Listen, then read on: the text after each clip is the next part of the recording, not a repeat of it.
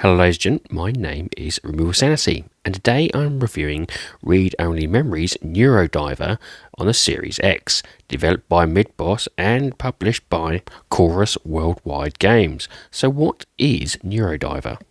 Neurodiver is a story-rich adventure and the sequel to 2064 Read-Only Memories. Explore the rich world with an intuitive point-and-click interface as you take on the role of a young psychic agent tasked with tracking down a terrorist.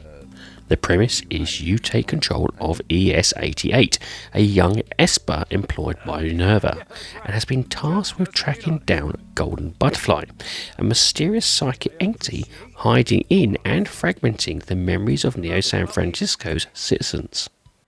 The game boasts anime-inspired art, retro FM synth music, intriguing characters, and an intriguing story within 5 episodes to get to grips with, and 2 endings.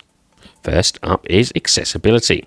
With regards to accessibility, there is no button remapping, subtitle or cursor sensitivity options.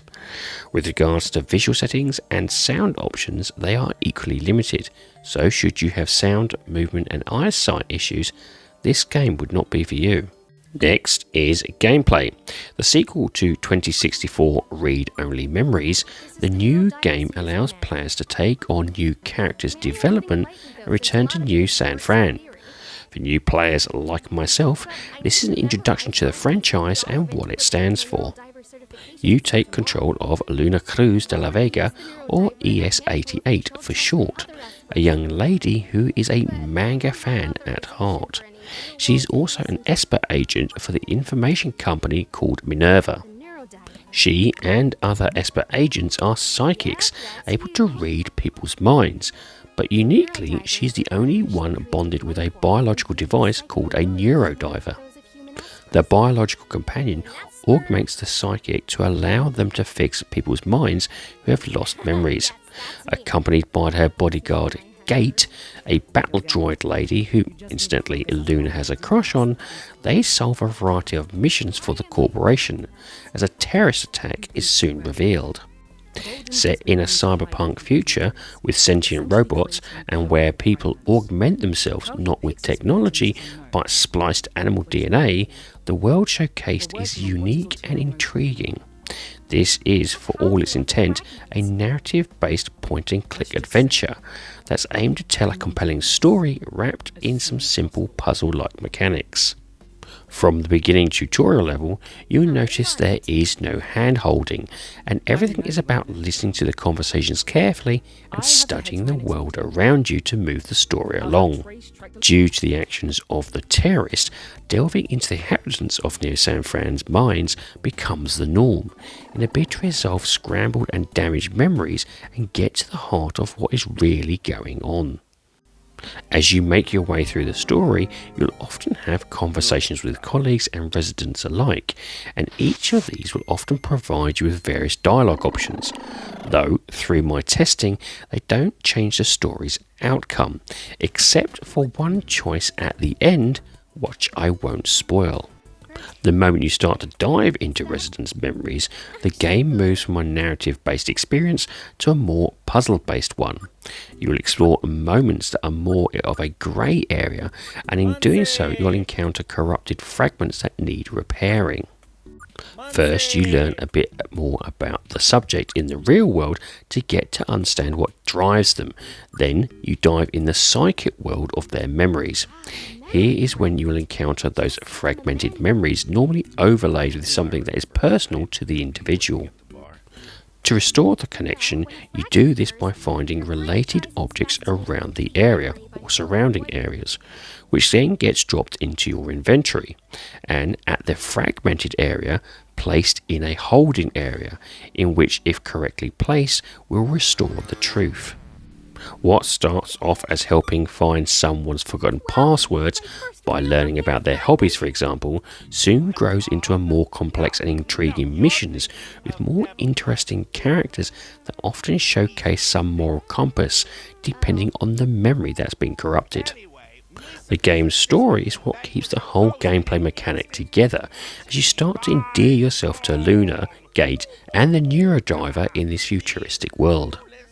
Next is graphics. The game's pixel art is lovingly colourful and detailed and very much reminds me of Hideo Kojima's Snatcher in terms of its style. Landscape and character models ooze style and almost comforting experience that entices you to explore them carefully in a bid to progress the story. The pixelated backgrounds vary from bars, cafes, trains and offices, which all showcase off the charming world that you're inhabiting. What surprised me the most was the colour palette on use, as everything is bright, wonderful and bubbly, unlike most cyberpunk worlds currently on offer. It was a refreshing change that I could definitely do more of. The control system was pretty smooth, and moving the cursor around was as simple as moving the left thumbstick, whilst your button pressing engaged or disengaged with the world around. Dragging items into the storage area to solve puzzles was also a pretty simple task. Finally is sound. The game is 90% voiced, with the main story aspects of the game lovingly told by the voice actors' engaging work. You can tell that each actor brings a unique and fun take on their characters, and this translates to a more light-hearted experience as you explore. Luca's voice actress, Daisy Guava, makes the role her own that really sold the character's incredibly awkward and sometimes naive outlook, whilst also showing off her huge nerdy side whenever retro anime is mentioned. When the story came to a close, I felt a strong connection with the character and her struggles. You'll have to keep it under wraps. Cheating on my cheating husband. This is getting spicy. However, there was a bit of disappointment that it wasn't fully voiced, as areas where the game deems irrelevant, say a tree, houseplant or random NPC, is told solely by subtitle. This can be a bit jarring at first, as you come out of hearing Luca describe a particular object to saying nothing when you click on an irrelevant item. Maybe this is a bug or intention, I cannot tell. Either way, it would be better if this could be solely all voice work to stop that broken experience. Another issue was voice work would sometimes fade out or reduce in volume partway through a sentence, which whilst wasn't often, again broke that experience. With regards to the music, there are small noticeable sound bites at the end of each episode, and none in the main game.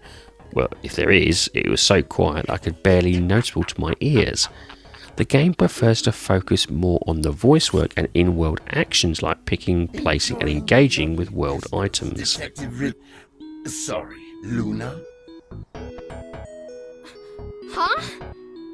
Wait, are you? In terms of recommendation, a soundbar will be sufficient in engaging with voice work on offer.